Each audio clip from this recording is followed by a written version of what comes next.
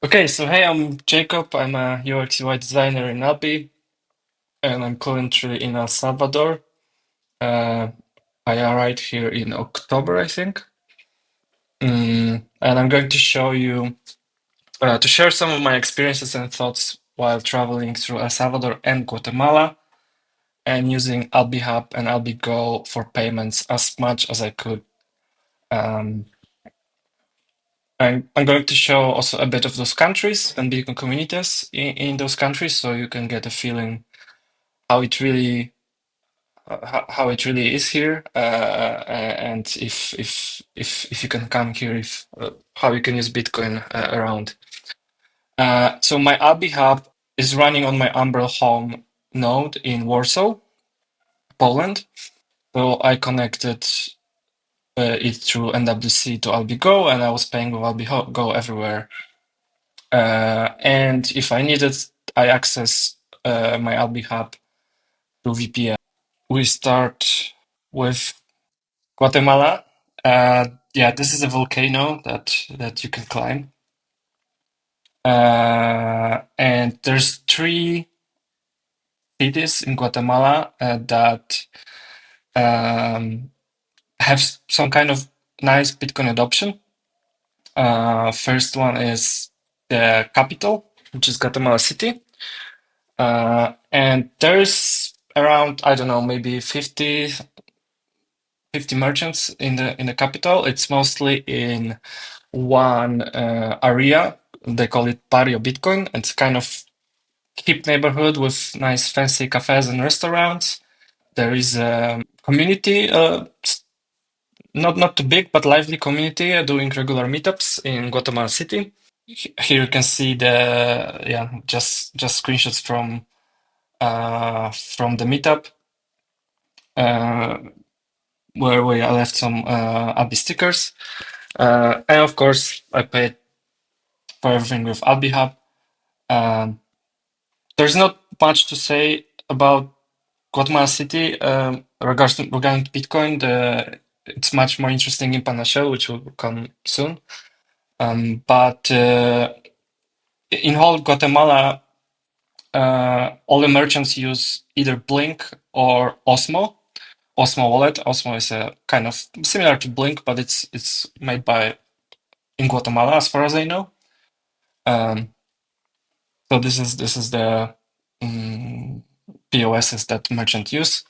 Yeah, not much to say about Guatemala City, but I need to mention there's a great museum of Mayan history.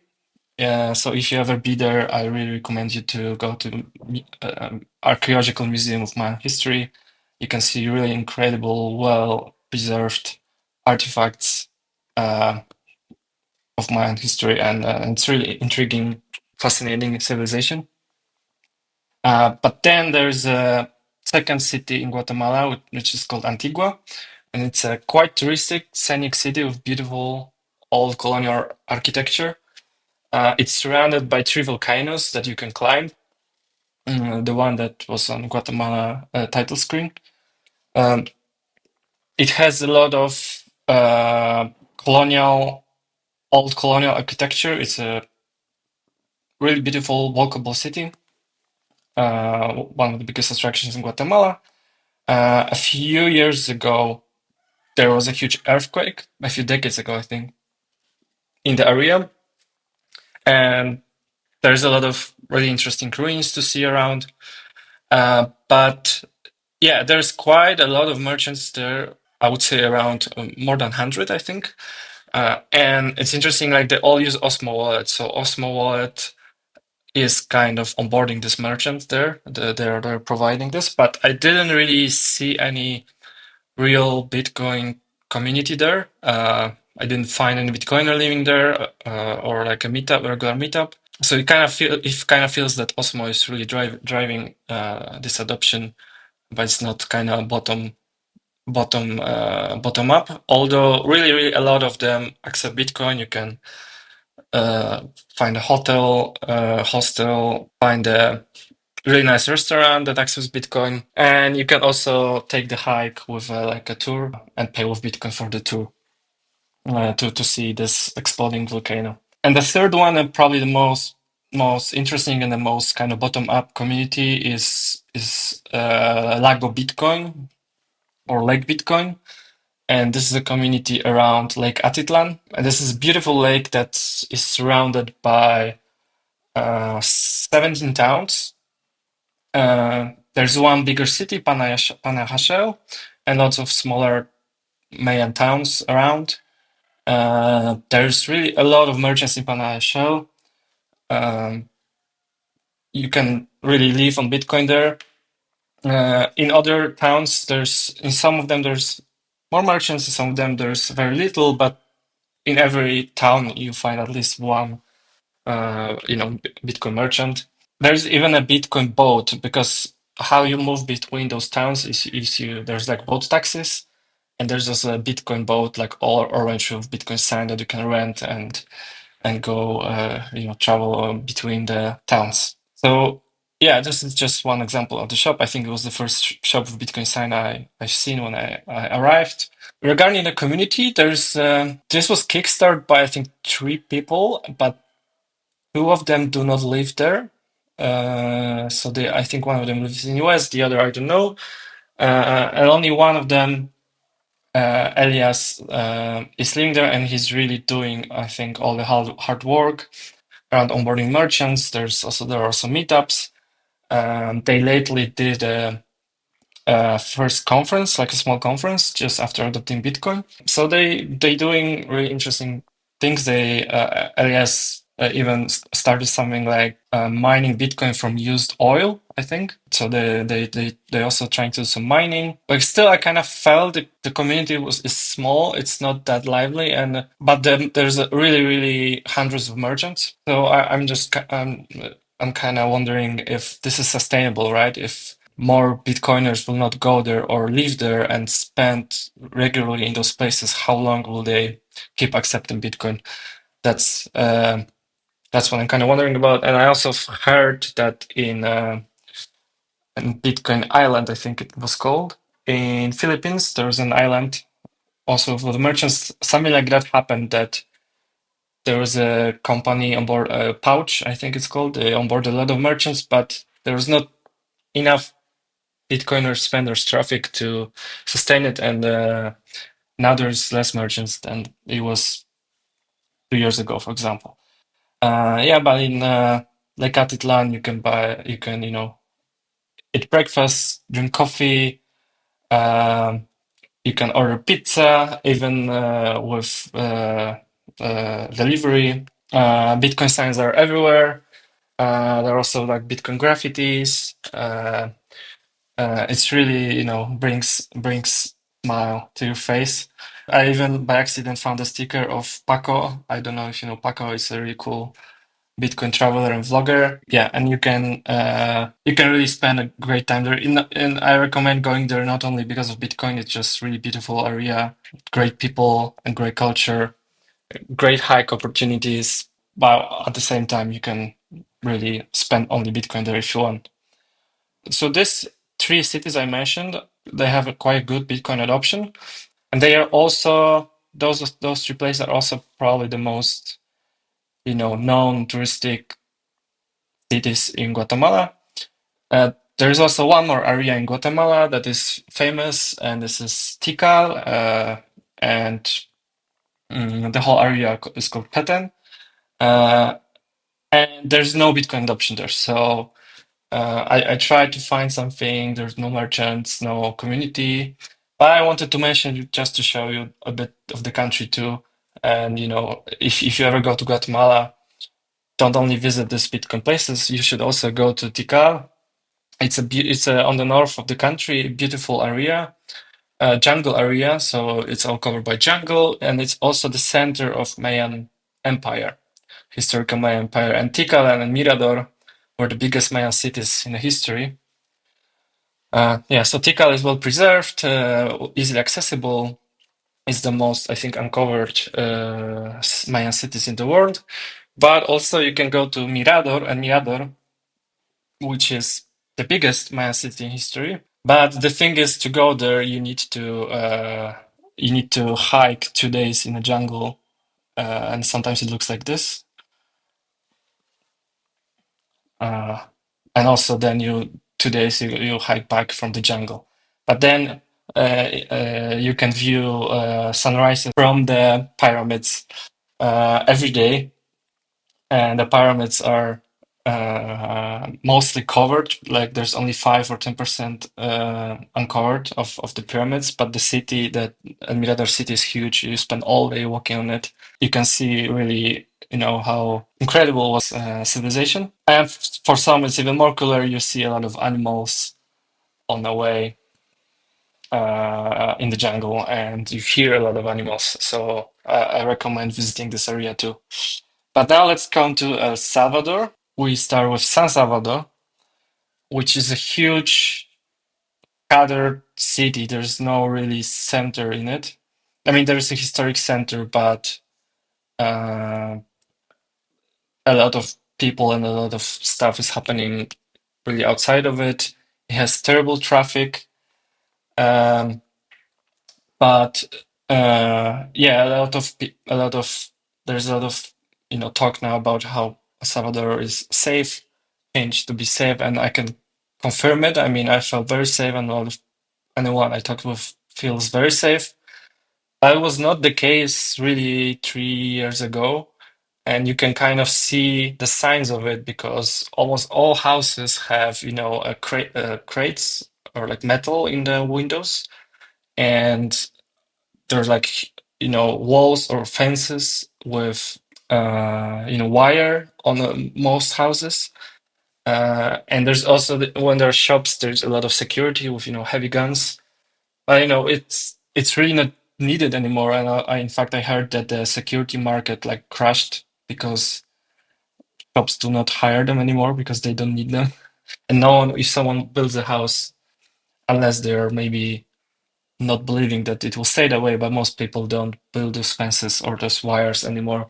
So this is really good to hear. And there's a lot of investment going in El Salvador and San Salvador. You can see here the Chinese Chinese built new library that is open 24/7, as far as I know. I haven't been inside actually. Um, but yeah, you can see there's a lot of construction, a lot of work in the city.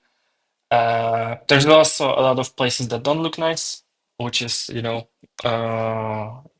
natural. I mean, it will take time until all of the country will change.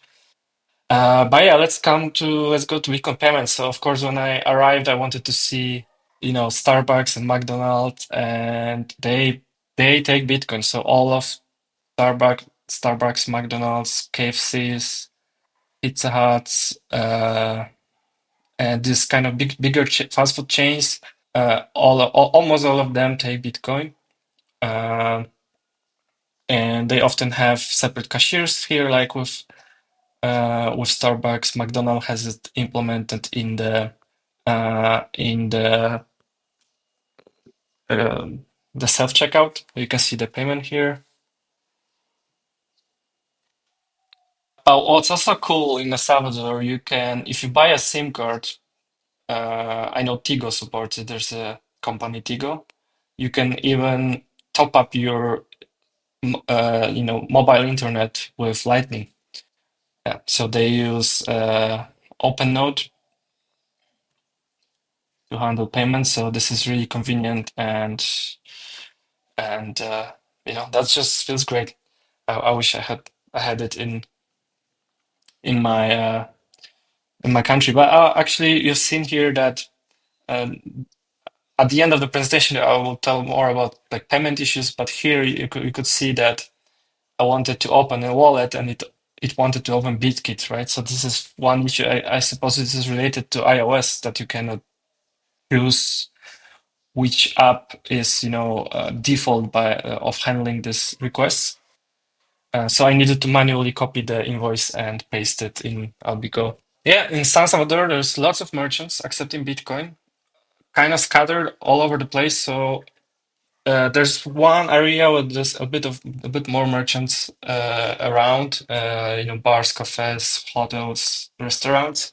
but it's not like in the other communities I'll show you. It's much more scattered. Uh, and of course, most merchants do not accept Bitcoin. And most basically all merchants use either Blink or Chivo. Chivo, the state wallet. A lot of them also use Tianki, and I guess with Tianki you can connect Blink too. They use Blink. They just use Tianki because it offers some better merchant interface or merchant tools. Um, so this is what merchants use. I think I've seen one merchant who used Strike. Yeah, as you can see, Blink accepted, Lightning accepted.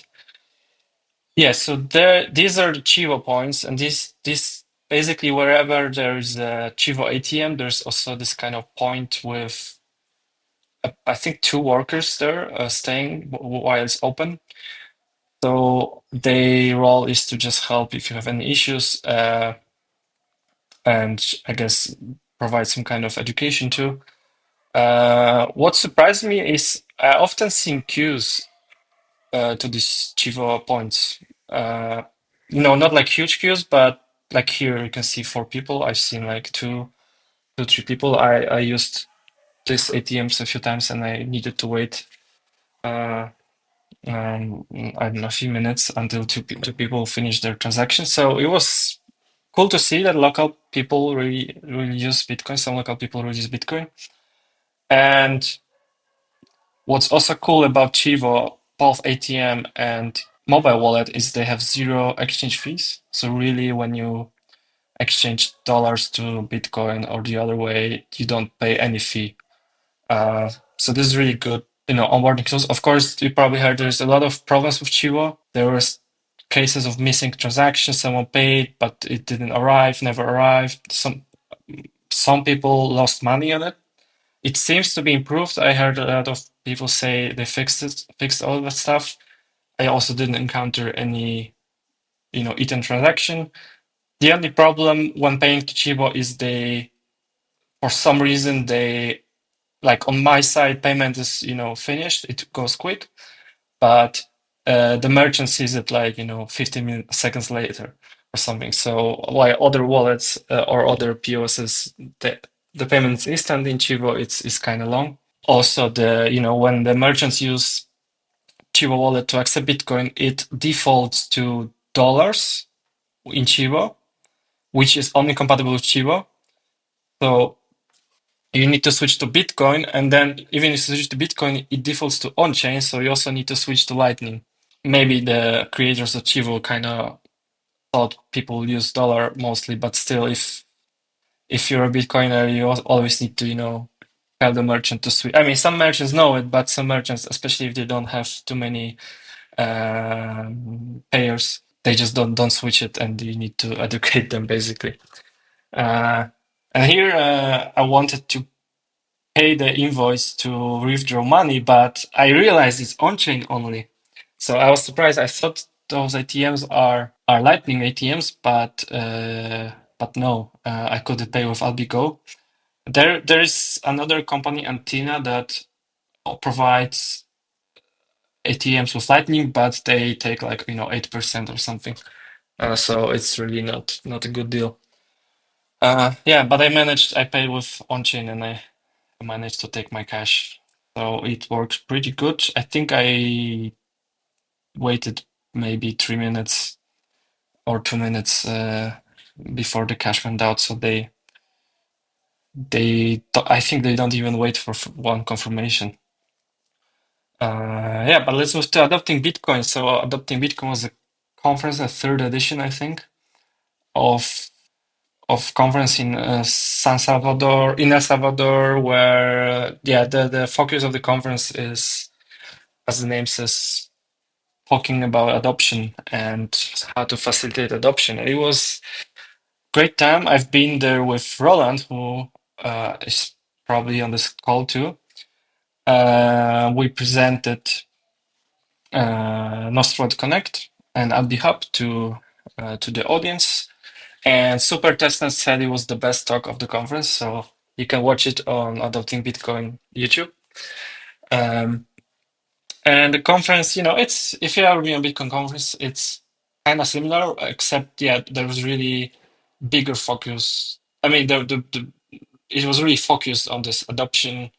A lot of people from communities in Central America or other places in the world talking about their experiences.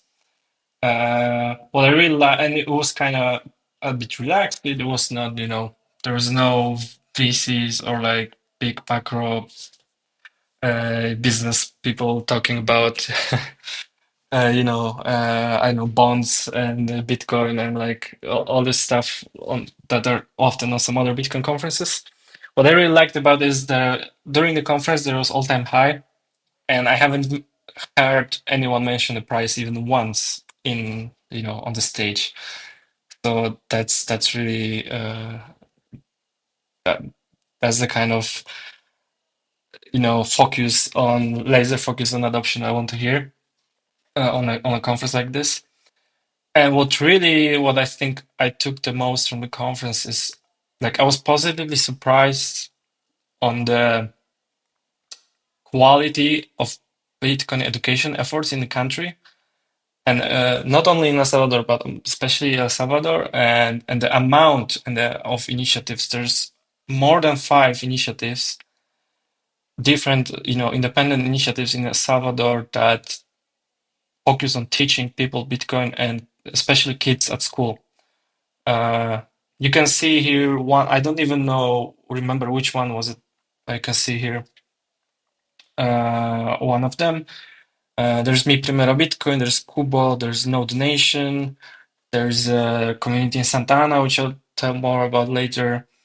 Um, and yes, Mi Primero Bitcoin, for example, they're the biggest one, and they created this like diploma and like I think it's 10 weeks course on Bitcoin, and it's open source. It's translated to many languages, and you can print it and teach it, and then give certificates to your students who finish it.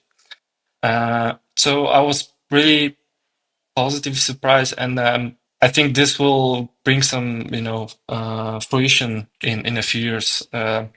Like El Salvador will probably be the best educated population in Bitcoin in a few years, especially when these younger people who are taught now about this in school will grow up. And uh, I one of the most inspiring guys is a guy I met is Pupusa G. That's his nickname. This is one guy who's like super hardcore Bitcoiner, and he teaches kids Bitcoin at school. Teaches is a wrong word because he rather have fun with them and do like projects with them, right? So each class he teaches receives cold card, start 9, and bitax. So like the most hardcore, hardware and software Bitcoiners use, and so they run a node, they mine Bitcoin. Each school mines Bitcoin where he lives. Um, they also use Alby, so they connect their node to Alby. They use it on the internet, and this guy is really very passionate, doing it full time.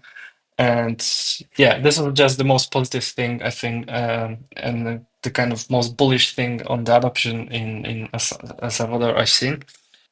This guy and the other initiatives. Uh, Here you can see Roland from Albi playing a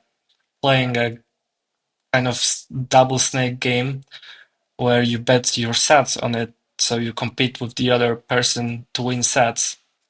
And he actually won one day. He won like $300 in Bitcoin, and he's withdrawing it to Albigo.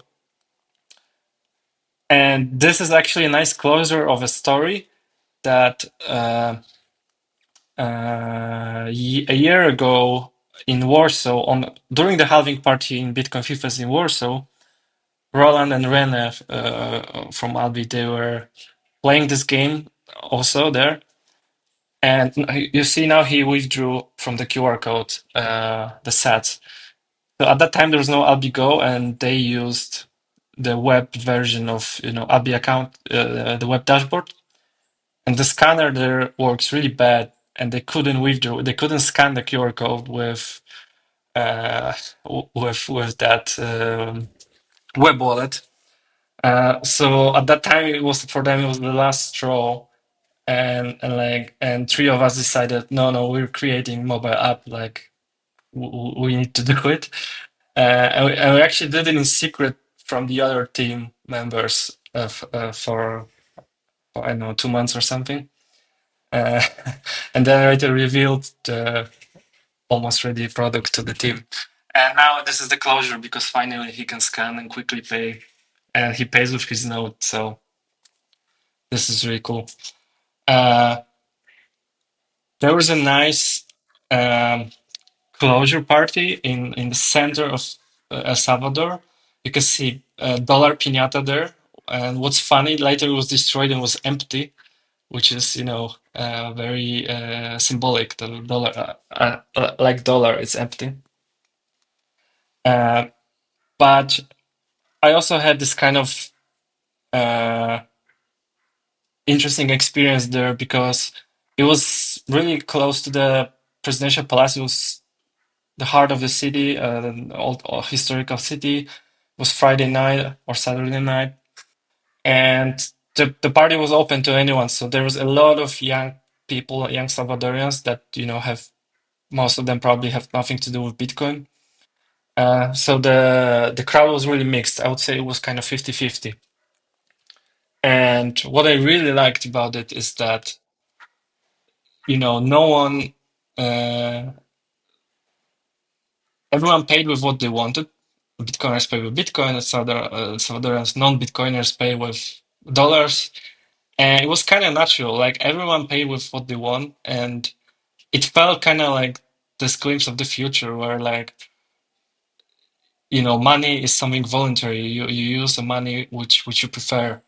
And also, you see this Bitcoin elements in the lasers here with the DJ. There's a lot of other Bitcoin art, and this also, I think, is a way to normalize Bitcoin, right? So you display it as something normal, like you can have fun with it, you can dance. It can be something that is just present, and if someone wants to use it and uses it, it just demystifies it a bit, right? And it felt normal. Like those people, those young Salvadorans didn't have strong emotions that I don't know, they see uh, some negative emotions like some uh, mainstream wants to create. So it felt like a glimpse of the future where Bitcoin is just normal and people use it. Alby is where it all started, right? The Bitcoin Beach. Bitcoin Beach started in El Zonte. Uh, and it's a small, kind of sleepy surfer town. Uh, we came there with Roland after the conference. We stayed there 5 days, and during 5 days stay, we needed to pay once with dollars. Um, um, so for 5 days, we ate, slept, paid for surfing, paid for basic anything shopping in Bitcoin. So there is a lot of almost all merchants basically accept Bitcoin. What kind of saddened me a bit that no one seemed to maintain BTC map. There's lots of merchants who accept Bitcoin, but they were not on BTC map. A lot of merchants were there, but they were like verified 2 years ago. So I did a lot of work updating the BTC map. And yeah, you can pay, of course, for pupusas. Uh, you can pay for any kind of food, any kind of shopping. There's a lot of Bitcoin signs everywhere. You can rent a motorcycle in Bitcoin. Uh, you can pay for surfing lessons, eat at a restaurant, eat pizza. We pay for this pretzel burgers with Bitcoin.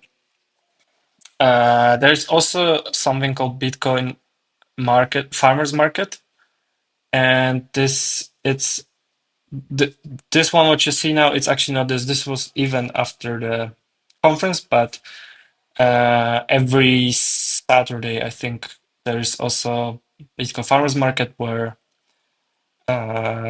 just merchants come also from different cities, I think, and just sell stuff for Bitcoin. And I haven't been there actually on this event, but I heard it's really nice. A lot of people come from San Salvador or Berlin, go there and sell stuff or buy stuff. Here is Roland paying for, I think, pupusas or some kind of other Salvadoran food, of course, using Alby, going to the lady, it's paid. He wants to show you there was a German guy with a speaker at the bar, and he has this website where you can queue your song and pay with sats. So I pay to play REM Losing My Religion, and yeah, you pay with Lightning, and then the speaker plays the song, which is pretty cool.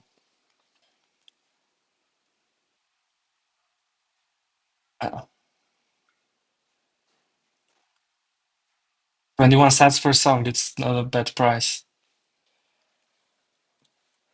I was even on our Slack team call, going to buy energy drink to wake up on a call and paying with Bitcoin. Um, and as you can see, older ladies, older men, kids can use those terminals. It's really not hard to accept Bitcoin, and like anyone can learn it. What's really cool, there is a Bitcoin hardware store in El Zonte, and I think it's the only in the country where you can really buy POSs, this Bitcoin QR code signs for your shop. You can buy cold cards. They have, I think, every kind of uh, hardware. Mm, they also have an online shop. So yeah, it was pretty cool to see it in such a small town. Yeah, this is a photo. It's funny. I was just walking on the beach and I've seen a bag that is a Nostr bag um, from, I think, Nostrasia from Japan. I didn't even see people, but in Azonte, like you walk around and you just someone you meet might be a Bitcoiner because they either live there or they move there, uh, and yeah, it's just visible.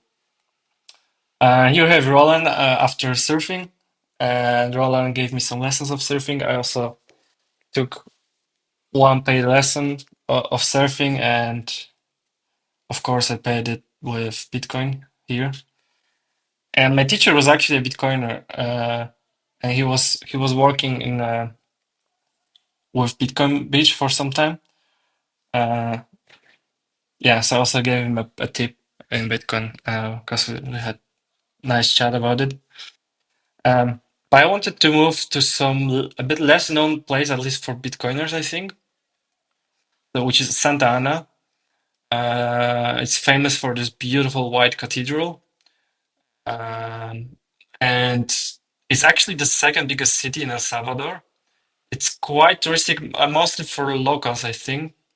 But yeah, it has this beautiful cathedral, has beautiful old town, other buildings, the center, and it's nicely placed between San Salvador and Guatemala. So if you go from or to Guatemala, you probably pass through it. So it's not interestingly placed, especially if like you want to visit Guatemala as a Bitcoiner, you can also stay there.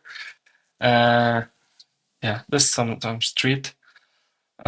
But so far there was no like circular economy there. There's no much going on in that regard. This is changing now. I will say more in a minute. But yeah, of course, there's KFC. There's I think Pizza Hut. They both accept Bitcoin. Sorry, Papa John's on the right side. They both accept Bitcoin. Here I pay, I think, in KFC. Of course, here's Chivo, and they defaulted to uh, dollars or Bitcoin on chain, and you could see the other person hand changing it on the screen. So this is, yeah, this is the reality of this. But we went there back a few days later, and the same lady changed it herself. So after, after a few visits, they can learn this. There's also Bitcoin cashiers in supermarkets. This one is Super Selectos. I actually haven't bought anything there with Bitcoin because I heard terrible stories about this. That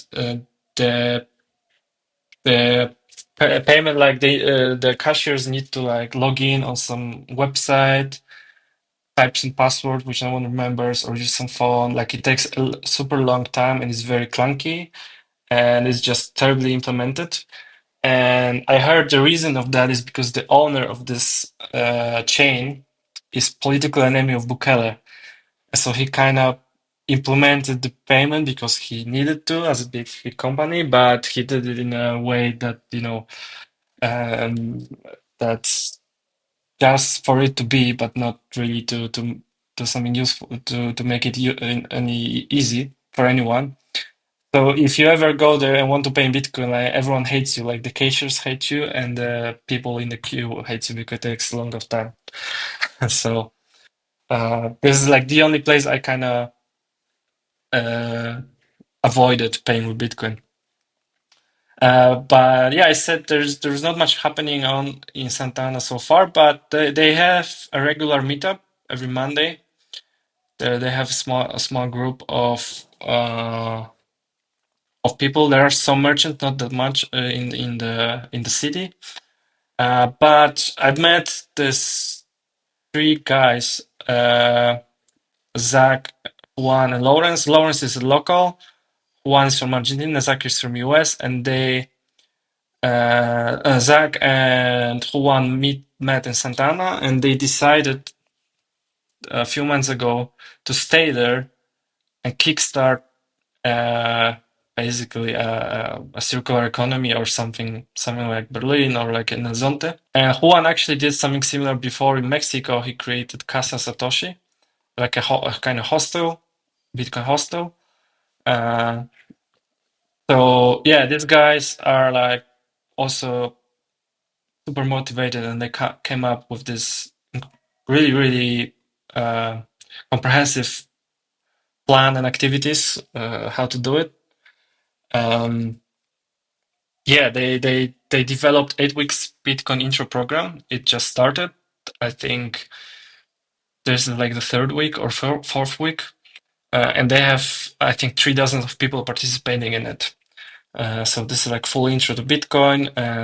This is Caleb, and this is the owner. He's also local. He's the owner of two NGOs in Santana, Endemica and Un Pulmón. And he works with these guys that I mentioned. So this is kind of under this is also kind of under his organizations. Um, that's really really cool because he's well respected in Santana, kind of known for his activities, and his activities mostly he's most famous for like nature preservation activities and like pro ecological activities. Um, and they have a really really cool building in the center of Santa Ana, just 2 blocks from the cathedral, and the whole Bitcoin education center is also there in that building. So it's really really greatly placed. And yeah, these photos are from the inauguration of the community, which I lucky to be there at the time. Uh, So yeah, what they want to do, I think they have very ambitious plans. So yeah, the goal is to create a kind of comprehensive Bitcoin educational, environmental, business, and touristic initiative in Santa Ana, and they want to strengthen the also the local community and their kind of teach them about the financial autonomy and digital economy. Uh, so here you can see there's intro explain what is Bitcoin, what is circular economy, Bitcoin. They also show examples of different economies in El Salvador and in other countries. And they so they're doing this lessons or this course, 8 weeks course, but they also started organizing weekly market, similar like in El Zonte. So they started onboarding new merchants. They bought, I think, 4 or 5 hardware for running nodes, and they want to run a few nodes. And they actually want to do it with Alby Hub, which is great. They also are buying a few ATMs they want to put in the like hostels in their own center. So they're doing really comprehensive, the kind of attacking in a few fronts. And they are really motivated. You can see the spark in their eyes when they discuss all of this. And yeah, I was at the center. There is a cafe place, and I was one of the first customers that paid in Bitcoin because they just opened it. So that was great. You can see how the guy is happy for his first payment. Uh, but also there is one important goal of the community is to empower people living in Cerro Tecana, which is an important historical hill with a big white cross on the on it. Uh, it's yeah, it's not a big mountain. It's a small hill, but there are people living on the hill, and the community wants to. And the people are, a bit poorer than the people living in the city. They also have to walk to the city, like half an hour or an hour to work every day. They have much less problems with electricity or with the basic stuff. So they want to also provide Bitcoin education to them at the mountain.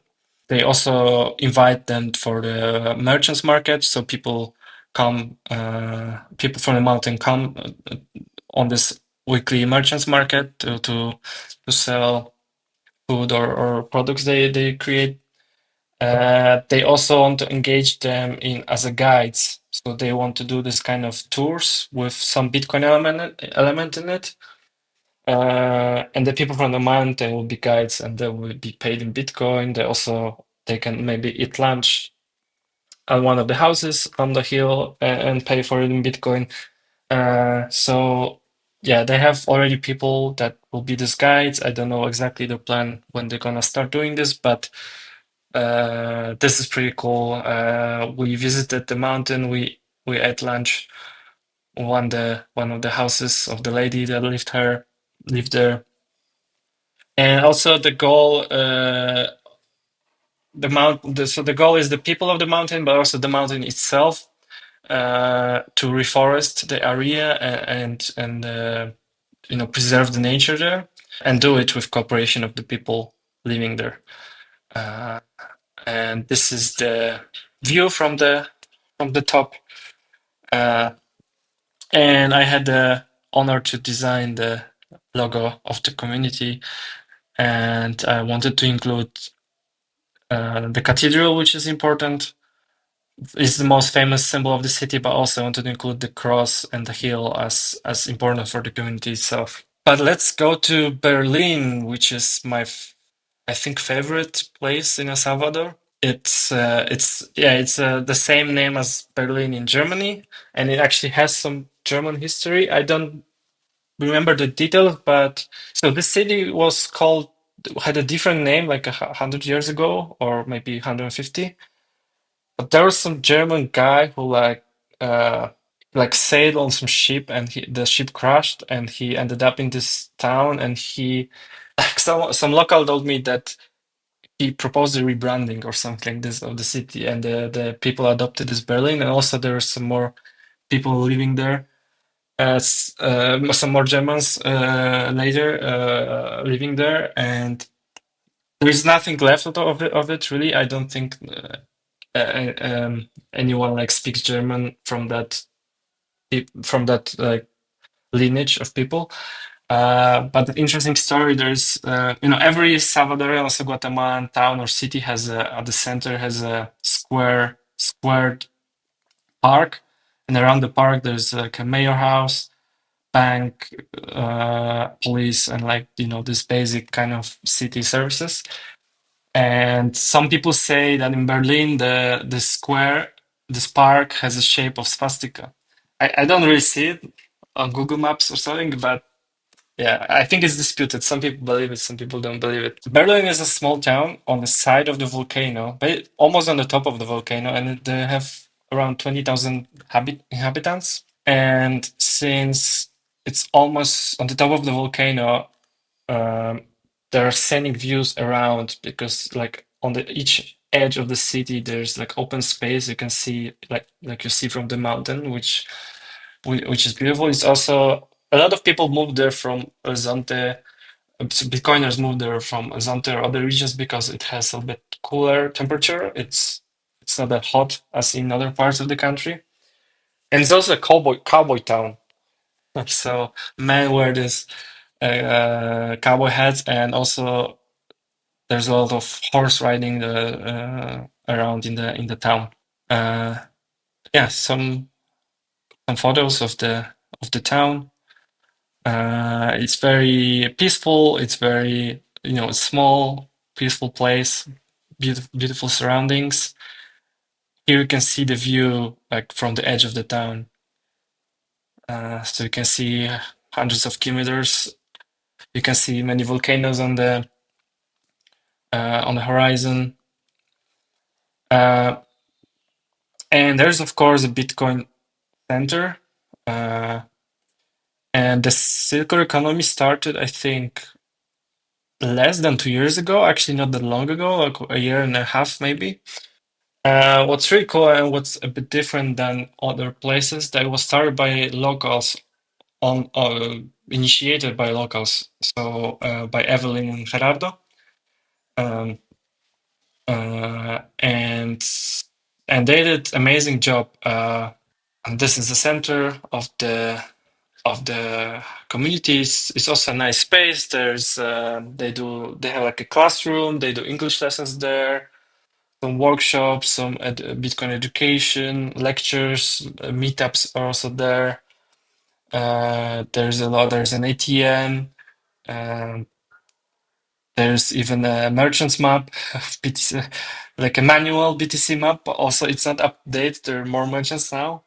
There's around 150 merchants in this, small town, which has, I think the town has like 600 merchants, and 250 of them accept Bitcoin. You can see some seat signers, coin ATM. Um, yeah, so a bit more about community in a minute. Here, Roland pays for the hotel in Berlin. And yeah, and you can really live here. I'm still in Berlin. You can really live on Bitcoin here. There are supermarkets that accept Bitcoin and with Link mostly. So it's smooth. Um, Here you can see I'm in a supermarket and paying with Alby Go.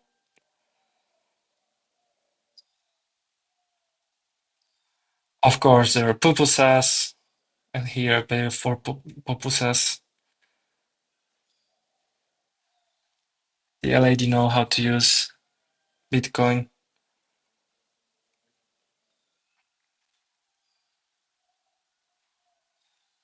A lot of street food. Basically, there's a lot of street food around the park, and I think almost all of them accept Bitcoin. Uh, yeah, different kind of restaurants. Yeah, you can see Bitcoin on people's cars. There's around 20 foreigners, foreigners, Bitcoiners living there that moved from other places, and they form quite a nice community.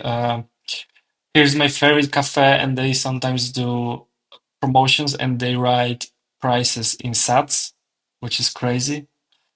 Um, 3,000 sats, 5,000 sats. Uh, here is inside of the cafe, and there was actually funny that there was some kind of initiative by Bukele that he was like giving coffee for free in some cafes, and you can take like one every day, and they have this coffee cups have printed his tweet saying about the initiative. So we drank coffee bought by Bukele. And the guy in the middle is this pupusa G, so the one that I said that is teaching kids how to run a node and in the classrooms. Yeah, there's a lot of festivals, like small events in El Salvador almost every weekend. One of those was when we came after the conference. There was a lot of Bitcoin. You could buy a hat, price in sats, of course. Um, and there was some music, some interesting local rituals. But there's also a volcano. You can hike inside a volcano, and the views inside are really, really spectacular, I would say. And we even did with Roland a free geyser advertisement, because it's Roland with geyser shirt on the. Well, it's not geyser, but it's a steam uh, from the volcano, really. But it's not really active. It doesn't explode, but there's still some heat inside. And here you can see a geothermal mine, the governmental geothermal mine, and they actually mine Bitcoin with it. I'm not like the guy who told me this, like he said it's kind of not public, I think. Like I don't know exactly if it is like publicly known or not, but he said yeah, they mine Bitcoin there. And yeah, but more about the people living there. This I think this is the most um, organic and kind of natural uh, Bitcoin community in El Salvador. This is the photo of entrance to the Standard, which is run by a guy in his 60s, I think, called Tim, and he's a crazy dude smoking weed and running Bitcoin only hostel. So you can only pay with Sats there. And this is his car, so he has Bitcoin formula on his car.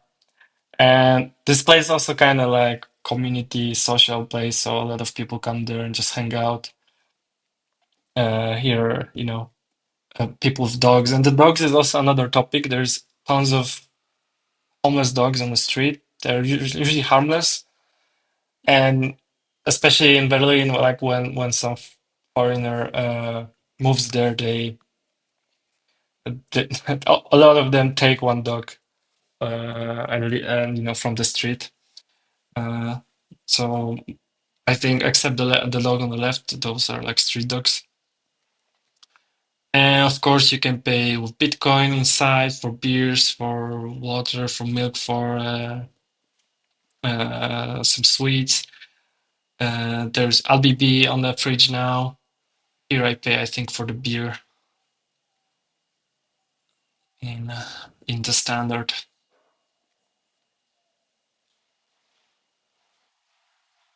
Changing to changing to Sats. Yeah, the community is really like. I think Roland also agree. Like we made some friends here. I also am staying here a bit longer now, and yeah, there's some good connections, good people living here. We even had I first time in my life participated in Thanksgiving with people here. Mm. So Berlin is probably like if you want to, it's I think Berlin is probably the most orange pill place in the world right now.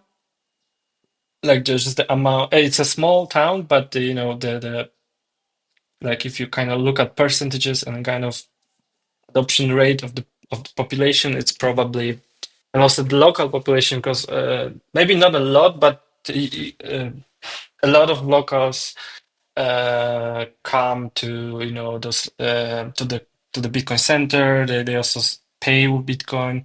So there's some not only Bitcoiner adoption, but also some locals buy, hold, and spend Bitcoin. Last place is just I will just quickly mention is La Piraya, and it's a small remote island that is like 2 hours drive from Berlin.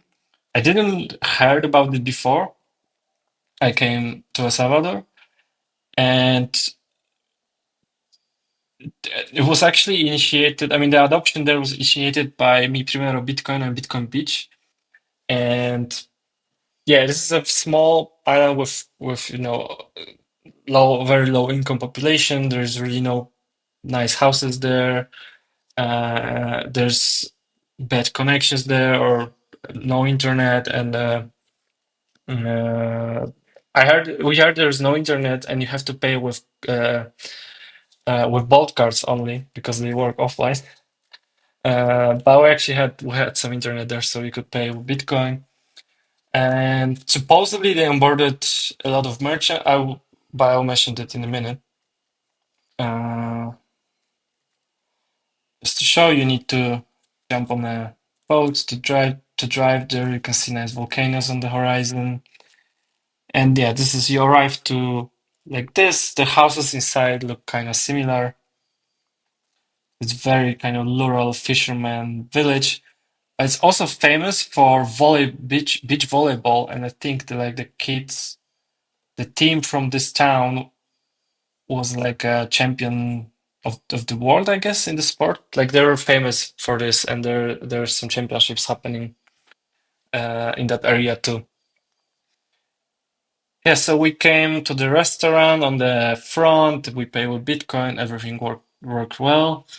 We didn't really found another merchant, but actually mostly because we were there short time. We had like 2 or 3 hours, and there are no Bitcoin signs almost, right? So also the you sometimes cannot differentiate between merchant or house, and like on Blink map you cannot see streets, so it's very hard to locate where the pin is actually, you know, where the pin is actually located. Uh, so we actually pay only in this one merchant that's actually on BTC map too, and yeah, but we've seen this. Oh, we've seen sometime Bitcoin and there, but I know like I think every Saturday, some people from Imperial Bitcoin come to the island and they provide, I think, English lessons and Bitcoin education to kids there. Okay, so this is the end of the talking about places, but I want to mention a few issues I encountered while using Alby Go and Alby Hub, and then mention my overall insights and kind of what I took out from all this experience. First of all, most of the time using Alby Hub and Alby Go with this my setup on Umbrel home in the other side of the world worked really good. I had very little problems, and yeah, most of the time it worked good. There were some problems which I'll mention now, but most of them are not really big, but there's still some lessons to take out and improve. The first problem is QR payments. QR code payments suck, and uh, the problem is, the often light is glaring and it's just obstacle for paying. Like your camera cannot read the QR code. Uh, this is another example of that reflection that you need to move the terminal or the phone to pay it. But also, if my camera was smashed once and I also couldn't pay and I couldn't clean it up quickly and pay it. Yeah. There's not much we can do here except maybe NFC is the future and we should really pay with Lightning like you can pay with Apple Pay and Google Pay, which is more convenient and more reliable, I think. Uh, yeah, but it also needs that will take some time, I guess, but I think that's the future of Lightning payments. Uh, Another problem, I mean, there was not really a problem, it was just a strange thing, is that we recently implemented notifications, and at first time they were both for incoming and outgoing transactions. So it kind of doesn't make sense if you send a transaction and then you receive a notification that from Alby Go that the transactions was sent. I think it's fixed now. So let's see. The video is kind of long, but the notification should come now. You can see at the top receive. So that's not, but I want to mention it. What's less minor, I think, is our error messages are not helpful, and they're kind of scary and confusing and not incomprehensible. And they do not usually they do not explain well what may be a problem to the user, and what is even more important, I think, they often do not provide any guidance how to fix them. So this is definitely something we need to improve, and preferably reduce the times, how many times you see errors. So you, hopefully you won't see any, but if you see, at least you know what to do and you don't worry about your funds. Um, One kind of issue I had is that, so I had my Umbrel before, my Umbrel node with Lightning channels before I installed Alby Hub, and those channels were public. And then when I installed Alby, Alby Hub and I opened some new channels with default flow, and default flow is private channels. But the problem is when you mix public and private channels,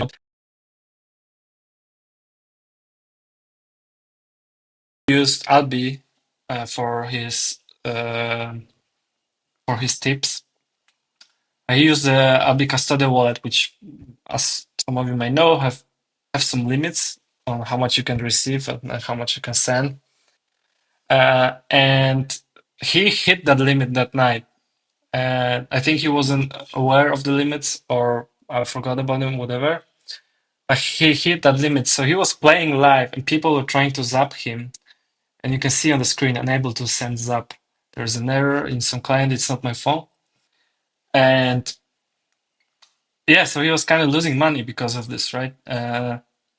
And so we started quickly to think about the fix, and someone with the access to his, I know, computer or whatever changed his, connected some other wallet, not Alby account, to his Lightning address. They changed the Lightning address on Nostr, and yeah, so he could receive his apps. But yeah, then I felt so bad, so guilty as an Alby Alby represented there, that I wanted to give him fat zap, but I couldn't give him fat zap because my channels were, mixed with private and public. So I had problem with zapping him even though I had liquidity. And eventually, I didn't know if it was Damo's problem or my node or whatever. I couldn't zap him. Eventually, I sent this from, I think, other wallet. Him of some side. No. And the problem here is, I think, not maybe the limits of the condition of them in which browser for some reason. And yeah, it should bad expect. Something be perfect for never percent of users. So yeah, there's some stuff you can do in another small issue is that currently we cannot pay with Albigo to zero amount invoices. So those invoices where you type amount. Um, and this is kind of irritating because Blink by default uses the zero amount invoices, so you need to, always also click like edit and define the invoice. But the fix is incoming. We'll be able to pay with Alby. You can pay with Alby Hub directly, zero amount invoices, and soon it will also be in Alby Go. So that's going to disappear soon. And the last issue I wanted to share is this, and this something that's not easily fixable.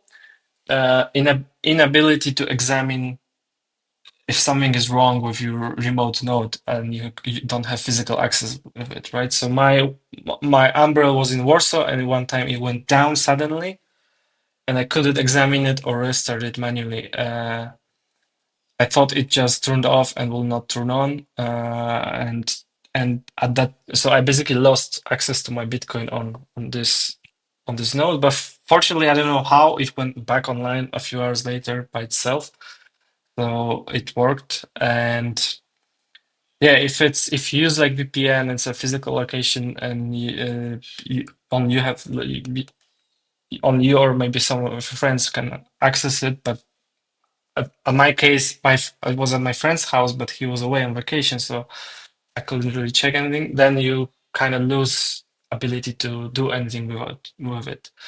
The problem does not really exist with Alby Cloud, though, where it's our job to make sure your node is online, at least your machine, which node is installed, is online and is accessible wherever you are without VPN.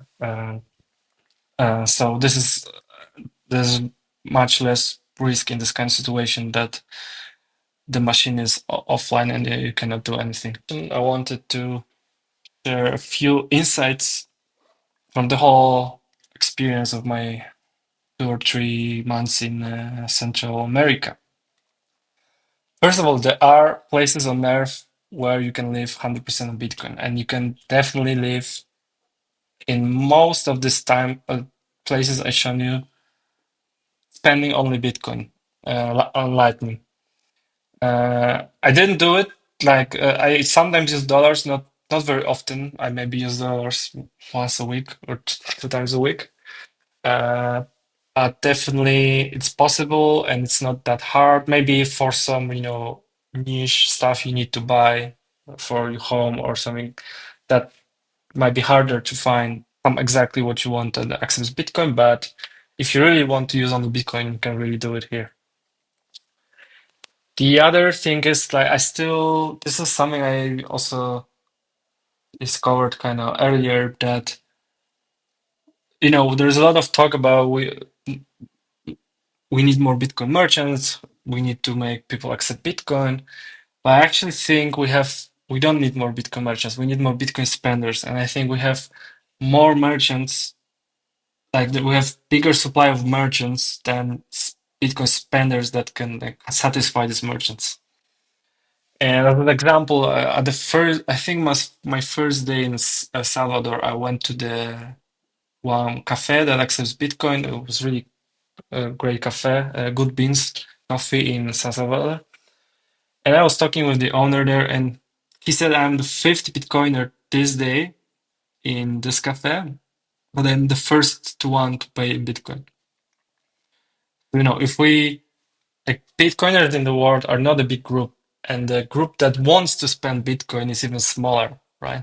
If there will be no spenders, there will never like all of these merchants will not keep accepting Bitcoin because uh, it's just why bother if no one does it?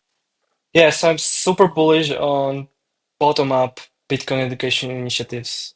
And it's really what drives adoption here. It's this. It's not Bukele or the government or Max and Stacy. I mean, they they had one big so Bukele had one big kind of the biggest kind of impact here the government made is that it legitimizes Bitcoin, right? So it kind of and especially because Bukele is also loved by most Salvadorians, uh, it's kind of taking a lot of the fears of people have to Bitcoin in other places.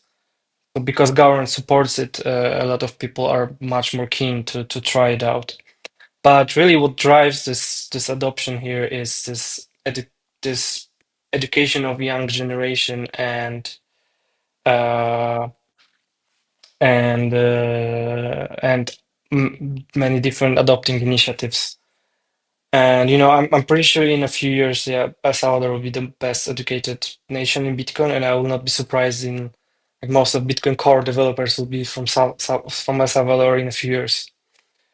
Um, Another insight is, yeah, that including Bitcoin in culture normalizes it, yeah, and makes it, something. It's just money, right? Bitcoin is just money, and it kind of should be just money. Now Bitcoin is special for us, and it is special in a way, but also we want the future where it's just normal. Everyone uses it, and when everyone will use it, no one will kind of talk about it, right? They will maybe talk about how fiat was strange that people use fiat any before. Uh, and this is kind of, I think, my best ins or like my favorite insight of this whole trip is that using Alby Hub and Alby Go for my travel finances felt like surprisingly normal and mundane. And especially when I really used almost only this and like very little fiat. So I started kind of something clicked in my head and I started to feeling it's like I was using normal banking services for managing my budgets, my travel. Except it's self-custodial, right? But almost feels like I spent so many sats that I depleted my channels and I needed to deposit some more Bitcoin to refuel the channels for spending. So it almost felt like like you have a debit card and you just used all the money on debit card, so you need to top it up from other card or bank account, right? So it really felt just as natural. My mind switched to this mode, the same mode I had before when traveling other countries before without Bitcoin, when you just have a multi-currency account and like Revolut or Cash App and you just manage your finances and pay, of course, and send wire transfers. And here I say Bitcoin, sometimes bigger amounts to someone for something. So it really felt like that. So it stopped. It didn't feel like a pocket wallet, like most of Lightning wallets feel like, right? Like, and a wallet of Satoshi or Phoenix. I mean, they're great wallets, but they're kind of like a pocket wallet where you keep change. But Abi Hub, and no, no, not only Abi Hub, but also Abi like Lightning address, right? And Abi Go, and also Abi extension, which also used a lot here. They all kind of felt like a more like a personal finances on Bitcoin standard tools, right? Like a really comprehensive suite of personal finances, not like a pocket wallet. So that was surprising to me. I kind of didn't expect this or didn't felt that perspective before. Uh, so yeah, that's kind of changed my perception of our products, and maybe I think there's some potential in kind of nurturing that and just providing more tools to make it even easier and more, fully allow you to live on Bitcoin if you want. And yet, even though it felt normal and like mundane, the using those tools and managing those finances, paradoxically, it also almost every time when I paid with my note on the other side of the globe, it felt magical, right? It felt like something uh like it cannot be stopped, right? And there's no intermediary, and it works so well, and it just gave me this pleasure every time, right? I don't know if it will ever disappear. I still have it. Uh, so this is also, I think, something we can somehow try to expose more and like kind of give these users this feeling of magical of feeling magical, because this is powerful. Like I think these tools are powerful and it feels powerful. And last insight is that Alby tools are useful for organizations and communities, and it's of course it comes to sub using sub wallets on your Alby hub, but also Lightning addresses, and even each sub wallet can have a Lightning address, and each sub wallet from your Alby hub can be uh, on a different. Can be a wallet in AlbiGo. So it really is a great tool for small organizations or communities. And actually, Mi Primero Bitcoin is going to try to use Alby hub for their internal finances.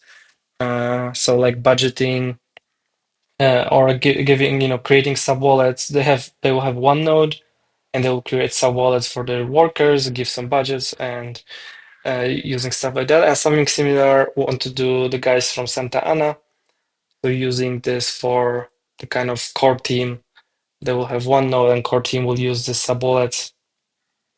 Uh, yeah, and so this is also something we'll focus a bit more, I think, and improve the experience of sub wallets and this shared Uncle Jim model with Alby Hub. So expect some improvements there. And that's it. Thanks. Sorry it was that long, and sorry for the technical issues, but I'm happy to answer questions.